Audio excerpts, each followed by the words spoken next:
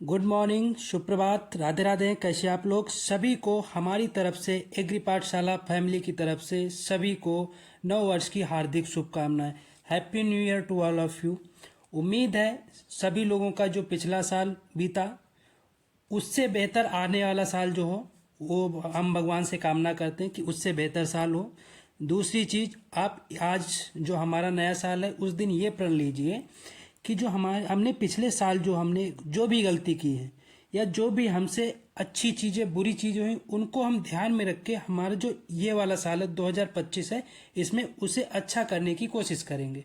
ठीक है, तो इसी जोश के साथ यही जोश बनाए रखिए पूरे साल, जो कि आपको जो भी आपने एम किया हुआ है, ठीक है, जो भी आपका लक्ष्य है उसको प्राप्त करने में आपकी मदद करेगा। ठीक है, तो हम लोग इसी जोश के साथ अपनी क्लास को यहीं पे स्टार्ट करते हैं, जो कि आपके लिए एनएससी की मॉक नंबर 8 क्लास है। ठीक है, इसके बाद हम लोग जो इसका क्लास होगा, ठीक है, एनएससी का क्लास होगा, उसमें हम मैराथन चलाएंगे। ठीक है, कौन सी क्लास होगी आपकी? मैराथन की क्लास होगी।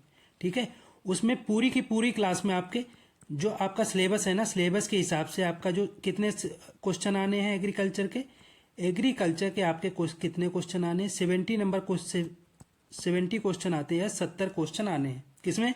एनएससी में। तो आपको हमारे द्वारा जो है मैराथन क्लास के द्वारा, ठीक है, आपको 70 के 70 क्वेश्चन एक ही क्लास में निपटाए जाएंगे। ठीक है, और 2 से 3 क्लासें हमारी मैराथन की क्लास होंगी। ठीक है, जिसमें पूरे के पूरे आपके 70 नंबर का पूरा पोर्शन एग्रीकल्चर का रहेगा। ठीक है, तो इसे जरूर अटेंड करिए, क्योंकि ये क्वेश्चन, इनमें से ही कुछ क्वेश्चन आपके आ सकते हैं। ठीक है, और इनसे जुड़े जो भी हम कॉन्सेप्ट होंगे वो भी बताने की कोशिश करेंगे, जिससे कि आपके कॉन्सेप्ट के साथ साथ क्वेश्चन भी हल हो सके। ठीक है, तो हम लोग चलते हैं हमारे पहले क्वेश्चन पे। और इसमें जो है आप लोग जरूर बताइएगा कि आपके मार्क्स कितने आ रहे हैं, और आप लोग कमेंट जरूर करिए कि आपको क्लास कैसी लग रही है। ठीक है, चलिए पहला क्वेश्चन देखते हैं हम लोग। हमारा पहला क्वेश्चन है, tracing is a effective method of conservation. मतलब जो ट्रेसिंग करते हैं, ठीक है, एक ट्रेसिंग मेथड होता है, ट्रेसिंग मेथड होता है, ठीक है, मेथड होता है। ये किस एरिया में हमारा क्या, किस सॉइल में कंजर्व करने के लिए सबसे अच्छा माना जाता है? हिली एरियाज में, जो हमारे पर्वतीय क्षेत्र होते हैं, रिवराइन एरियाज मतलब जो नदी वाले क्षेत्र होते हैं, डिजर्ट एरियाज यानी कि हमारा जो रेगिस्तान का क्षेत्र होता है या बालू वाला क्षेत्र होता है, प्लेन्स या मैदानी भाग में। तो हम लोग टेरेसिंग कहाँ करते हैं? हम लोग टेरेसिंग करते हैं हिली एरियाज में। ठीक है, हम लोग टेरेसिंग किस में करते हैं? हिली एरियाज में करते हैं। और जो टेरेसिंग में एक आता है बेंच टेरेसिंग, ठीक है, बेंच टेरेसिंग आता है। इसका हम लोगों को स्लोप पूछ लिया जाता है। ये बहुत फेमस क्वेश्चन है, अगर टेरेसिंग से क्वेश्चन आता है तो बेंच टेरेसिंग जरूर आता है। इसका स्लोप कितना होता है? 16 से लेके 33% होता है। कितना होता है? 16 से लेके 33% होता है। ठीक है, तो इसका राइट आंसर 1 हो जाएगा। चलिए अगले क्वेश्चन पे चलते हैं। अगला क्वेश्चन है हमारा, most of the plant obtain nitrogen from the soil in the form of. मतलब ये कहा जा रहा है कि जो हमारे प्लांट होते हैं, ठीक है, प्लांट जो है हमारा नाइट्रोजन किससे लेता है? सॉइल से लेता है। वो किस फॉर्म में लेता है? नाइट्राइट के रूप में, नाइट्रिक एसिड के रूप में, नाइट्रेट के रूप में, या फ्री नाइट्रोजन गैस के रूप में? तो ये लेता हमारा नाइट्रेट के रूप में। किस रूप में लेता? नाइट्रेट के रूप में लेता। ठीक है, आपने एक चीज पढ़ी होगी, नाइट्रिफिकेशन। नाइट्रिफिकेशन या हिंदी में इसे बोलते हैं नाइट्रीकरण। नाइट्रीकरण बोलते हैं। ठीक है, क्या बोलते हैं? नाइट्रीकरण बोलते हैं। इसमें क्या होता है? इसमें अमोनिया से जो हमारा नाइट्रोजन हो, अमोनिया जो है नाइट्राइट में कन्वर्ट होता है। किसमें? नाइट्राइट में कन्वर्ट होता है। किसके द्वारा? नाइट्रोसोमोनास द्वारा। किसके द्वारा? नाइट्रोसोमोनास बैक्टीरिया द्वारा। अब ये नाइट्राइट जो होता है, ठीक है, जो ये नाइट्राइट होता है, ये किस में कन्वर्ट होगा? ये नाइट्रेट में कन्वर्ट होगा। ये नाइट्रेट में कन्वर्ट होगा। ये किस बैक्टीरिया द्वारा होगा? ये होगा नाइट्रोबैक्टर द्वारा। किसके द्वारा? नाइट्रोबैक्टर द्वारा। तो ये जो नाइट्रेट हमारा बना, यही जो हमारा प्लांट होता है यही कंज्यूम करता है, या सॉइल से किस फॉर्म में लेता है? नाइट्रेट के फॉर्म में नाइट्रोजन लेता है। ठीक है, तो हमने क्या जाना? दो बैक्टीरिया होते हैं जो अमोनिया से नाइट्राइट में कन्वर्ट करता है, नाइट्रोसोमोनास होता है। जो नाइट्राइट को नाइट्रेट में कन्वर्ट करता है उसे नाइट्रोबैक्टर कहते हैं। ठीक है, नेक्स्ट हम बात करते हैं, इसका राइट आंसर तो जान ही गए, किस फॉर्म में लेता है, नाइट्रेट के रूप में लेता है। ठीक है, जो कि कौन सा बैक्टीरिया करता है, नाइट्रोबैक्टर करता है। कौन सा करता है, नाइट्रोबैक्टर करता है। कौन सा करता है, नाइट्रोबैक्टर करता है। ठीक है, अगला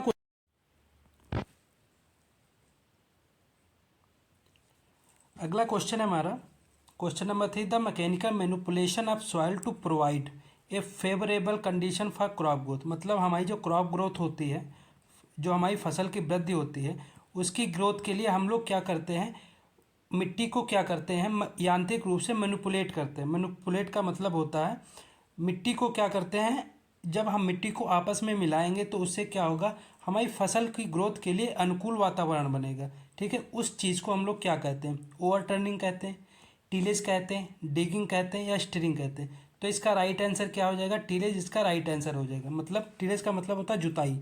जब जुताई करेंगे तो मिट्टी क्या होगी, आपस में मिलेगी, मैनिपुलेट होगी। ठीक है, तो हमारी जो फसल होगी उसके लिए क्या होगी, इन्वायरमेंट जो होगी उसके फ्रेंडली होगी या उसके अकॉर्डिंग इन्वायरमेंट बन जाएगी। ठीक है, उसे कहते हैं टीलेज। अगला क्वेश्चन हमारा,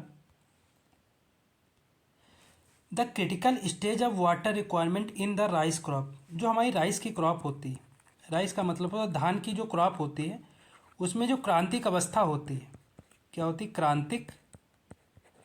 क्रांतिक अवस्था होती है। ठीक है, वो कौन कौन सी होती है, जिसमें हम पानी जो हम इरिगेशन करते हैं वो बहुत इंपॉर्टेंट होती है, उसे हम क्या करते हैं, क्रांतिक अवस्था या क्रिटिकल स्टेज कहते हैं। कौन कौन सी है, बूटिंग, केवल बूटिंग हो जाएगी। ठीक है, या active tillering and panicle initiation हो जाएगा केवल, या फ्लावरिंग एंड हीडिंगली ओनली हो जाएगा। तो इसका राइट आंसर क्या हो जाएगा, ऑल ऑफ दीज। मतलब बूटिंग जो इसके क्रिटिकल स्टेज होती है वो भी हो जाएगी, active tillering and panicle initiation ये भी हो जाएगा, फ्लावरिंग ऑन हीटिंग ओनली ये भी हो जाएगा। तीनों में क्या होती है, क्रिटिकल स्टेज होती है वाटर रिक्वायरमेंट की। ठीक है, इसका राइट आंसर क्या हो जाएगा, ऑल ऑफ दीज इसका राइट आंसर हो जाएगा। चलिए अगले क्वेश्चन पे चलते हैं। अगला क्वेश्चन है, the hexagonal system of planting accommodate more plants than the square method. इसमें यह कहा जा रहा है जो षटकोणी रूप का जो हम क्या करते हैं, हम लोग क्या करते हैं, जैसे हम लोग प्लांटिंग करते हैं। ठीक है, प्लांटिंग का एक ज्योमेट्री हम लोग ज्योमेट्री बनाते हैं। ज्योमेट्री का मतलब होता है ज्यामिति। ठीक है, कि किस तरीके से, किस आकार में हम लोग क्या करेंगे, प्लांटिंग करेंगे। तो जो षटकोणी प्लांटिंग होती है, ठीक है, षटकोणी जो प्लांटिंग होती है, ठीक है, उसमें जो वर्गाकार प्लांटिंग की विधि से कितने % जो है पौधे ज़्यादा लगते हैं। मतलब वर्गाकार जिसकी चारों भुजाएं बराबर हो, षटकोणी मतलब जिसकी 6 भुजाएं होती हैं। ठीक है, तो इसमें यह कहा जा रहा है, ठीक है, मान लो ये भुजा, इसके बीच में एक कर दिया, इसके बीच में एक कर दिया, इसके बीच में, इसके बीच में, षटकोणी हो गया। ठीक है, षटकोणी हो गया। तो ये कहा जा रहा है कि इस तरीके से इसमें कितने % जो है प्लांट बढ़ जाएंगे। आपके पास ऑप्शन है 30%, 20%, 15%, 25%।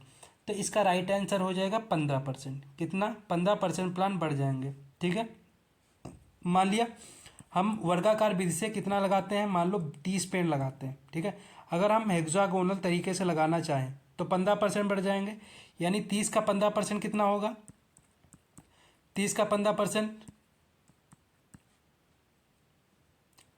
कितने बढ़ जाएंगे, 4.8 प्लांट बढ़ जाएंगे, यानी कि 30.8 प्लांट, यानी लगभग 35 प्लांट लग जाएंगे। अगर 30 इसमें लगेंगे तो 35 लगभग इसमें लग जाएंगे। ठीक है, इस तरीके से जो है प्लांटिंग होती है। और हेक्सागोनल की बात करते हैं तो इसमें 15%, ये आपको जरूर याद रखना है कि 15% प्लांट जो है वर्गाकार विधि से ज़्यादा लगते हैं। ठीक है, अगला हम बात करते हैं, the process of removal of undesirable plant is known as. मतलब मान लिया हमने गेहूं की फसल बोई। ठीक है, गेहूं की फसल बोई, तो हमने फसल तो गेहूं की बोई ना, तो हमारे डिजायर प्लांट मतलब जिनकी हमें ज़रूरत है वो प्लांट कौन से हो गए, वो गेहूं हो गए, यानी कि वो हमारी मेन क्रॉप हो गई। ठीक है, क्या होगी, मेन क्रॉप हो गई। अब हम चाहे गेहूं में हमारा जौ की उपज हो जाए, चाहे गेहूं में हमारा किसकी उपज हो जाए, बरसीम की उपज हो जाए। ठीक है, चाहे गेहूं में हमारा किसकी सरसों की उपज हो जाए, अगर हम मेन क्रॉप के अलावा कोई भी हमारी फसल या कोई भी हमारा प्लांट अगर होता है तो उसे हम लोग क्या कहते हैं, उसे हम लोग कहते हैं क्या, वीड कहते हैं। क्या कहते हैं, वीड कहते हैं। पहली परिभाषा हो गई।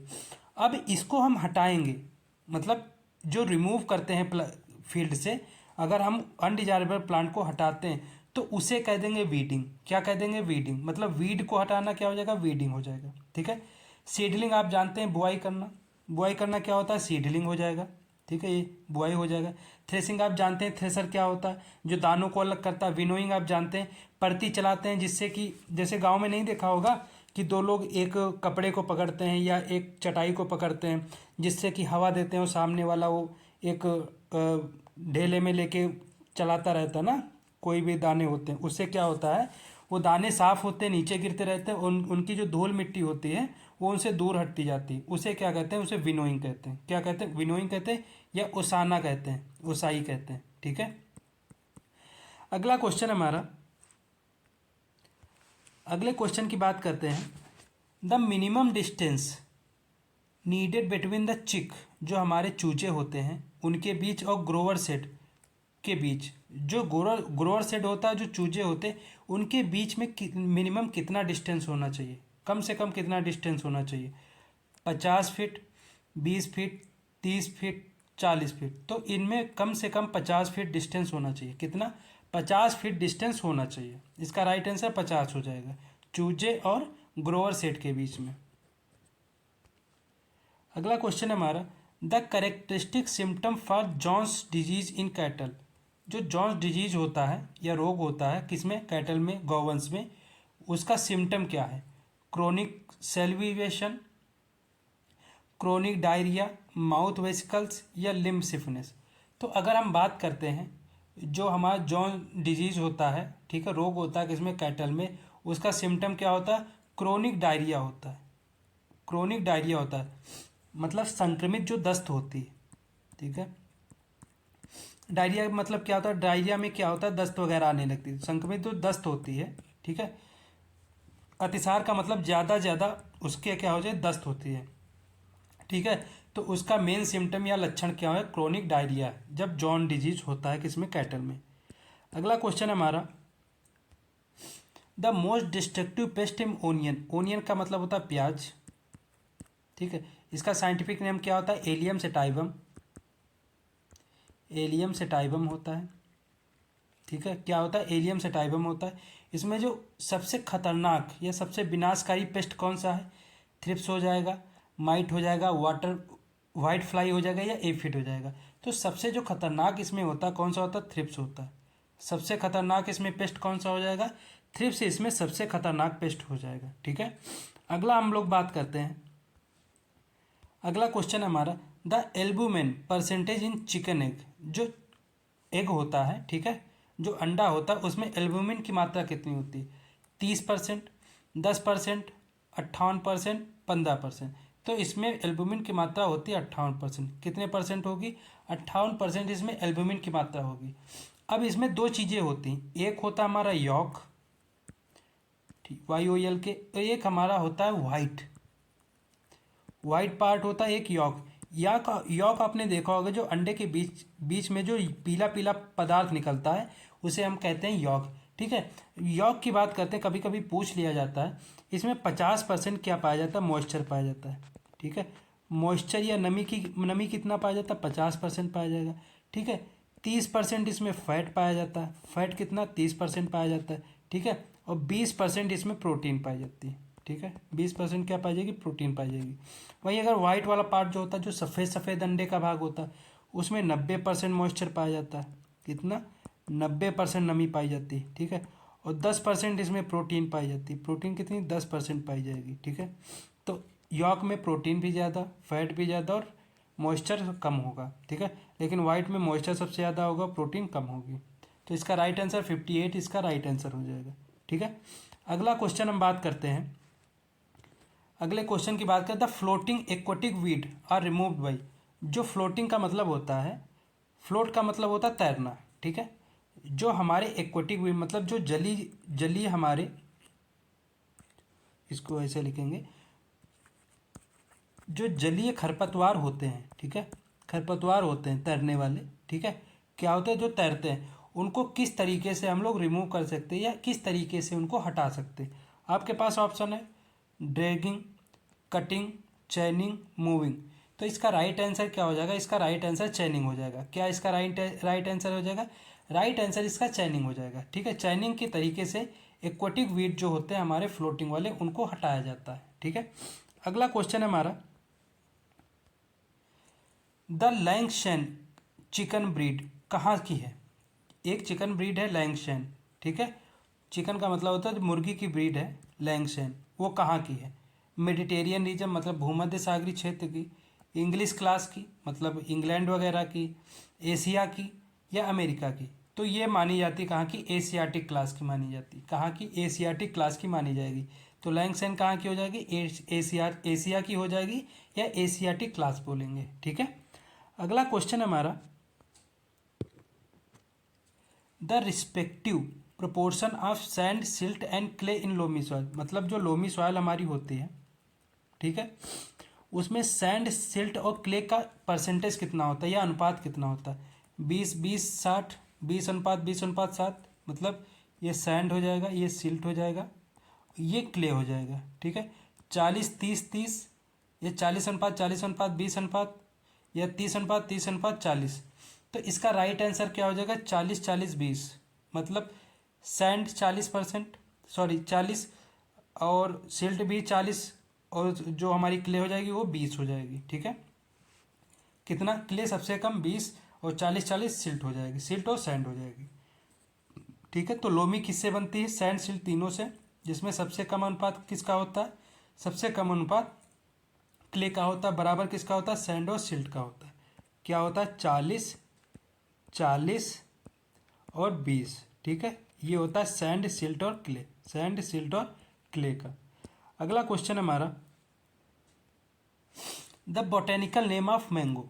बहुत आसान है, बहुत अच्छा क्वेश्चन है, ठीक है, ये तो आप चुटकियों में कर लेंगे, ठीक है। क्या होता है, मैंजीफेरा इंडिका, यही आंसर राइट है, इसमें कोई 4 ऑप्शन बताने की जरूरत नहीं। कौन सा है, मैंजीफेरा इंडिका। जिजिफम मॉरिटियाना, ये किसका होता है, बेर का होता है, ठीक है। केरिका पपाया, ये पपीता का या पपाया का होता है, ठीक है। प्यूनिका ग्रेनेटम, ये किसका होता है, पोम ग्रेनेट का होता है या अनार का होता है, पोम ग्रेनेट या अनार का होता है, ठीक है। तो इसका राइट आंसर क्या हो जाएगा, मैंजीफेरा इंडिका इसका राइट आंसर हो जाएगा, ठीक है।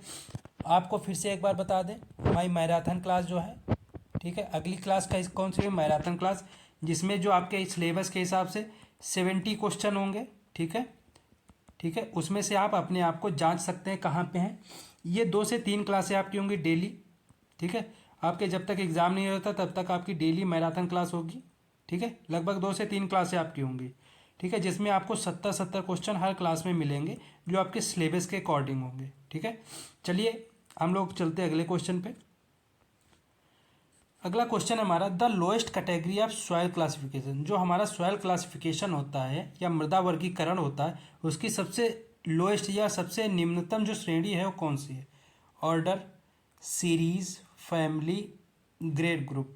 तो इसकी जो सबसे निम्नतम श्रेणी है वो कौन सी है, सीरीज। सीरीज इसकी सबसे निम्नतम श्रेणी हो जाएगी।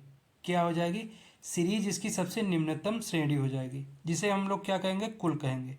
क्या कहते हैं, कुल कहेंगे, ठीक है।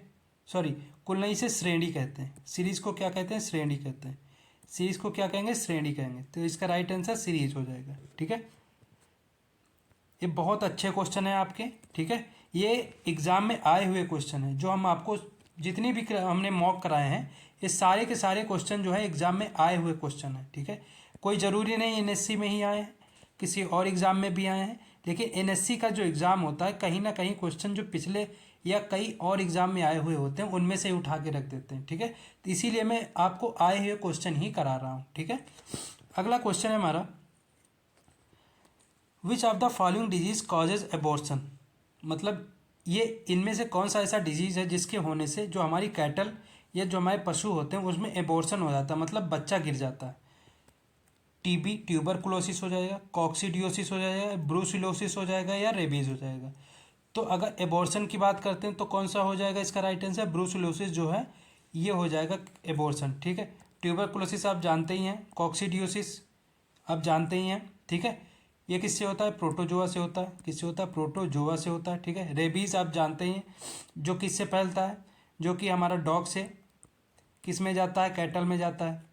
और जो हमारा कैटल से, ठीक है, ह्यूमन में आता है वो कौन सा है? वो हमारा एंथ्रेक्स हो जाएगा। कौन सा हो जाएगा? एंथ्रेक्स इसका राइट आंसर हो जाएगा, ठीक है। तो इसका राइट आंसर ब्रूसुलोसिस, इस क्वेश्चन का राइट आंसर ब्रूसुलोसिस हो जाएगा, ठीक है। अगला क्वेश्चन है हमारा, which of the following is a double cut variety of jowar. ज्वार की डबल कट वेराइटी कौन सी? PC6, HC 136, CO 27, HC 171। तो इसका राइट आंसर क्या हो जाएगा? CO 27 इसका राइट आंसर हो जाएगा, ठीक है। ऑप्शन ऊपर नीचे हैं तो कोई दिक्कत नहीं होनी चाहिए, आपको ऑप्शन सही सही दिख रहे हैं तो आप क्वेश्चन कर सकते हैं, ठीक है। तो इसका राइट आंसर क्या हो जाएगा? CO 27 इसका राइट आंसर हो जाएगा। अगला क्वेश्चन है हमारा, थोड़ा जल्दी चलेंगे, क्वेश्चन ज़्यादा है आपके इस सेशन में। Which of the following is a buffalo breed. इनमें से कौन सी बुफाइलो ब्रीड है? ब्राउन स्विस गाय की है, कैटल की। जर्सी ये भी कैटल की है। ओंगोल ये भी कैटल की। सुरती ये किसकी है? ये बुफाइलो की है। सुरती किसकी नस्ल है? ये बुफाइलो की नस्ल है, ठीक है। इसका राइट आंसर क्या हो जाएगा? सुरती इसका राइट आंसर हो जाएगा। क्या हो जाएगा? सुरती इसका राइट आंसर हो जाएगा। जिसके जो सींग के आकार कैसे होते हैं? हसिया के आकार के सींग होते हैं। हसिया आकार के सींग होते हैं। कैसे होते हैं? हसिया आकार के सींग होते हैं, या क्या कहेंगे? सिकल शेप होते हैं। हॉर्न कैसे होते हैं? सिकल शेप होते हैं। सिकल शेप क्या होते हैं? हॉर्न होते हैं, ठीक है। सिकल शेप हॉर्न होंगे, ठीक है।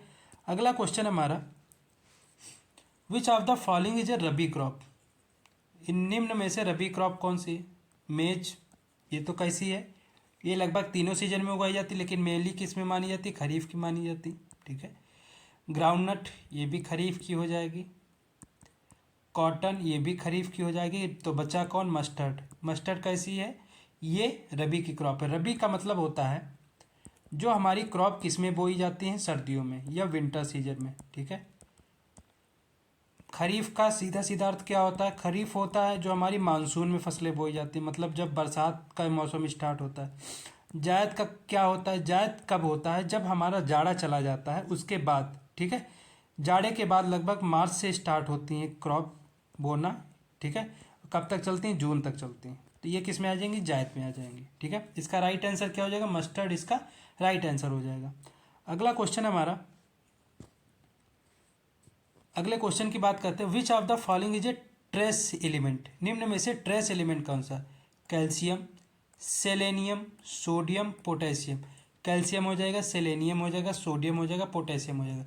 तो इसका राइट आंसर क्या हो जाएगा? सेलेनियम इसका राइट आंसर हो जाएगा, ठीक है। निम्न में से ट्रेस एलिमेंट कौन सा है? सेलेनियम इसका राइट आंसर हो जाएगा। ये कैसा एलिमेंट है? ये बेनिफिशियल है, बेनिफिशियल है। पोटेशियम ये कैसा है? ये दोनों इसेंशियल हो जाएंगे, ठीक है। और ये कैसा बेनिफिशियल हो जाएगा, और ये कैसा हो जाएगा? ट्रेस एलिमेंट हो जाएगा। इसका राइट आंसर क्या हो जाएगा? सेलेनियम इसका राइट आंसर हो जाएगा, ठीक है। अगला क्वेश्चन है हमारा, which of the following is A fat soluble vitamin. मतलब जो वसा घुलनशील विटामिन है वो कौन कौन सी? वसा में आप ध्यान रखिए ADE के। और जो हमारा जल में घुलनशील विटामिन कौन सी है? BC। कौन सी? BC। आप जल वाली याद रखिए BC। इसके अलावा जो भी विटामिन है आपकी कौन सी है? वसा में घुलनशील, ठीक है। तो फैट सोल्यूबल नियोसिन, ये तो बी कॉम्प्लेक्स विटामिन है, ठीक है, ठीक है। ये कैसी है? ये जल में घुलनशील। विटामिन B ये भी जल में घुलनशील, ठीक है। C ये भी जल में घुलनशील। तो इसका राइट आंसर क्या हो जाएगा? विटामिन के क्या होता है? के जो होता है ब्लड क्लॉटिंग के लिए होता है। क्या होता है? ब्लड क्लॉटिंग के लिए होता है। इसकी कमी से क्या होता है? जो हमारा रक्त का थक्का जमता है वो सबसे लास्ट में जमता है, मतलब बहुत देर में जमता है, इसीलिए ये इसे ब्लड क्लॉटिंग विटामिन भी बोला जाता है, ठीक है। तो जो हमारी वसा में घुलनशील ADE को हो जाएगा, और जल में घुलनशील BC हो जाएगा, ठीक है। अगला क्वेश्चन है हमारा, which of the following correct order of agriculture practice. निम्न में से जो हम एग्रीकल्चर क्रियाएं करते हैं या कर्षण क्रियाएं करते हैं उनमें कौन सा ऑर्डर सबसे अच्छा माना जाता है?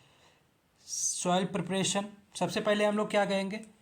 सॉइल की प्रिपरेशन कहेंगे, मतलब मृदा तैयारी करेंगे फसल बोने के लिए। सॉइल प्रिपरेशन चारों में है, ठीक है। उसके बाद हम लोग क्या करेंगे?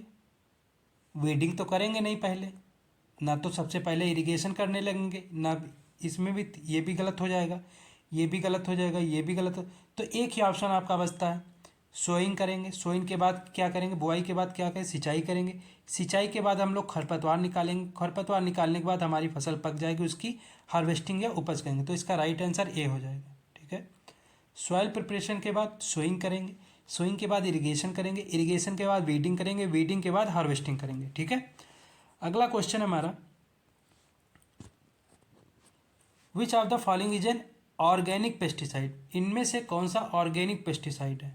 ठीक है, जिंक फास्फेट केमिकल हो गया, ठीक है, नीम एक्सट्रैक्ट हो सकता है, ब्लू कॉपर ये भी केमिकल पेस्टिसाइड हो गया, कैल्कोपायरिफॉस ये भी केमिकल पेस्ट। तो एक कौन बचा, नीम एक्सट्रैक्ट। ये कैसा है, ये ऑर्गेनिक है। कैसा है, ऑर्गेनिक पेस्टिसाइड, इसमें कार्बन की मात्रा पाई जाती है। ऑर्गेनिक पेस्टिसाइड जो है इसमें कार्बन की मात्रा पाई जाएगी। कौन सा है, नीम एक्सट्रैक्ट ऑर्गेनिक पेस्टिसाइड माना जाता है। ठीक है, अगला बात करते हैं हम लोग, अगला क्वेश्चन है हमारा, which are the following is an organic fertiliser, कौन सा है, यूरिया, पीट, सुपर फॉस्फेट, एमओपी। ऑर्गेनिक का मतलब होता है जिनमें कार्बन की मात्रा पाई जाती है। तो कार्बन की मात्रा किस में पाई जाएगी, पीट में पाई जाएगी। किस में पाई जाएगी, पीट में पाई जाएगी। ठीक है, वहीं अगर यूरिया की बात करते हैं, ये इनऑर्गेनिक फर्टिलाइजर होता है। ठीक है, इसमें 46% क्या पाया जाता है, 46% नाइट्रोजन पाया जाता है। ठीक है, एमओपी की बात करते हैं, एमओपी कह दें या पोटेशियम केसीएल कह दें।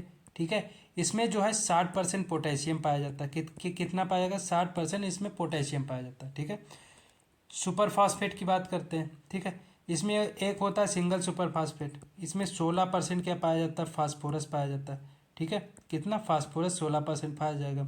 ठीक है, और 12% क्या पाया जाता है, सल्फर पाया जाता है। 12% क्या, सल्फर, 16% फास्फोरस पाया जाएगा। इसका राइट आंसर क्या हो जाएगा, पीट इसका राइट आंसर हो जाएगा। पीट जो फर्टिलाइजर होता है ये कैसा होता है, ऑर्गेनिक फर्टिलाइजर होता है। ठीक है, अगला क्वेश्चन हमारा, which of the following is an inorganic nutrient, मतलब इनऑर्गेनिक जो न्यूट्रिएंट होता है वो कौन सा होता है, अकार्बनिक, जिसमें कार्बन की मात्रा नहीं पाई जाएगी, calcium, cellulose, vitamin, protein. Calcium हो जाएगा, सेल्यूलोज हो जाएगा, विटामिन हो जाएगा, प्रोटीन हो जाएगा। तो एक इसमें कैल्शियम में जो है, कैल्शियम जो कैसा होता है, इनऑर्गेनिक न्यूट्रिएंट होता है। इनमें सब में क्या हो जाएगा, ये ऑर्गेनिक न्यूट्रिएंट हो जाएंगे और गैनिक न्यूट्रिएंट हो जाएंगे। ठीक है, कुछ हम लोग इनऑर्गेनिक न्यूट्रिएंट जान लेते हैं जो कि हो सकता है एग्जाम में आ जाए। ठीक है, इनऑर्गेनिक न्यूट्रिएंट। ठीक है, जैसे हमने एक तो जान ही लिया कौन सा होता है, एक तो हमारा कैल्शियम हो गया। ठीक है, दूसरे की बात करते हैं, हमारा बोरान हो जाएगा, एक हमारा आयोडीन होता है, क्या होता है, आयोडीन होता है। ठीक है, एक हमारा सिलिकॉन होता है। ये सारे के सारे कौन कौन से हैं, ये सारे के सारे न्यूट्रिएंट कौन से हैं, ये सारे के सारे न्यूट्रिएंट इनऑर्गेनिक न्यूट्रिएंट है। कैसे हैं, इनऑर्गेनिक न्यूट्रिएंट है। इससे आप याद रखें, कैब जो होता है, कैब, कैब आप लोग बुक करते हैं ना, कैब कैसा है, इनऑर्गेनिक है।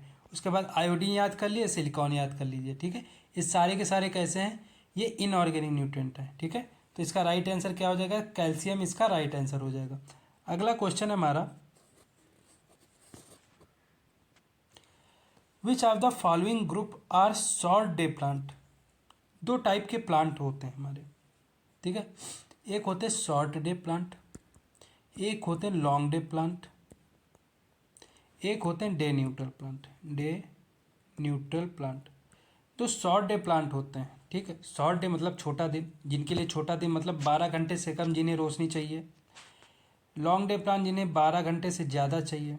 ठीक है, ठीक है, जिन्हें 14 घंटे से ऊपर चाहिए। ठीक है, लॉन्ग डे क्या होंगे, 14 घंटे से ऊपर। और डे न्यूट्रल, इन्हें कोई भी दिक्कत नहीं होती लाइट से। ठीक है, चाहे कम हो चाहे ज़्यादा हो, ये उसमें सब में ग्रो कर जाएंगे। तो जो शॉर्ट डे होते हैं, ज़्यादातर कौन से प्लांट आते हैं, खरीफ क्रॉप के आते हैं। खरीफ क्रॉप के जो प्लांट होंगे ज़्यादातर शॉर्ट डे होते हैं। ठीक है, ऐसे याद रखें। लॉन्ग डे ये रबी के प्लांट हो गए, रबी का मतलब हो जाए ठंडी के प्लांट जो होते हैं, रबी प्लांट हो जाएंगे। डे न्यूट्रल, इनमें से दोनों पे इनमें जो होते हैं खरीफ और रबी दोनों के क्रॉप जो प्लांट होते हैं वो आते हैं। ठीक है, तो अगर बात करते हैं, हमारा क्वेश्चन क्या था, हमारा क्वेश्चन था कि शॉर्ट डे प्लांट कौन सा है। हमने अभी जाना ज़्यादातर कौन आते हैं, खरीफ प्लांट आते हैं। क्या आते हैं, खरीफ प्लांट के आते हैं। खरीफ जो सीजन होता है उसके प्लांट आते हैं। वीट कैसा रबी हो गया, तो ये तो ऑप्शन गलत ही हो जाएगा। मेज, लोबिया, बाजरा, मेज किस में उगता है? नॉन ऑफ दीज, इसको हम बाद में देखते हैं, हो सकता सही हो। वीट, ये भी गलत हो जाएगा। तो एक हमारा ऑप्शन बचता है मेज, लोबिया और बाजरा। ये तीनों किसके हैं? तीनों किसके हैं? तीनों खरीफ सीजन की क्रॉप है। तीनों किसकी हैं? तीनों खरीफ सीजन की क्रॉप है। तो इसका राइट आंसर क्या हो जाएगा? मेज, लोबिया और बाजरा इसका राइट आंसर हो जाएगा। ठीक है, कौन सा? मेज, लोबिया और बाजरा इसका राइट आंसर हो जाएगा। अगला क्वेश्चन है हमारा, which of the following is not an implement for inter cultivation. Inter cultivation का मतलब होता है कि जो हमारी जो फसल लगी होती है, ठीक है, फसल लगने के बाद, ठीक है, मान लो हमने क्रॉपिंग कर दी, फसल हमारी उगाई, उसके बाद जो हम इम्प्लीमेंट करते हैं, उसके बाद जो हम लोग उसमें यंत्र यूज़ करते हैं, उन्हें कहते हैं इंटर कल्टिवेशन। क्या कहते हैं? इंटर कल्टिवेशन करते हैं। तो उसमें जो है फसल, खड़ी फसल में हम लोग कौन कौन सी इम्प्लीमेंट यूज़ नहीं कर सकते? रोटरी वीडर यूज़ कर सकते हैं, खरपतवार हटाने वाला था। वुडन प्लाऊ, ये भी यूज़ कर सकते हैं। स्मॉल ब्लेड हैरो, ये भी यूज़ कर सकते हैं। सीड ड्रिल को यूज़ नहीं कर सकते। क्या नहीं यूज़ कर सकते? सीड ड्रिल को यूज़ नहीं कर सकते। तो इसका राइट आंसर क्या हो जाएगा? इसका राइट आंसर क्या हो जाएगा? इसका राइट आंसर सीड ड्रिल हो जाएगा। सीड ड्रिल इसका राइट आंसर हो जाएगा। ठीक है, अगला क्वेश्चन हमारा, which of the following element has not been proved to be essential for plant. मतलब जो प्लांट के लिए एसेंशियल नहीं है। क्लोरीन एसेंशियल है, आयरन एसेंशियल है, मॉलिब्डेनम एसेंशियल, सोडियम जो है एसेंशियल नहीं है। ये एसेंशियल न्यूट्रिएंट ना होकर बेनिफिशियल है। क्या है? बेनिफिशियल है। ठीक है, बेनिफिशियल 4 न्यूट्रिएंट होते हैं। इनका ऐसे नाम याद कर लिए, कोसी नाव। कोसी नाव, इसको ऐसे याद है, कोसी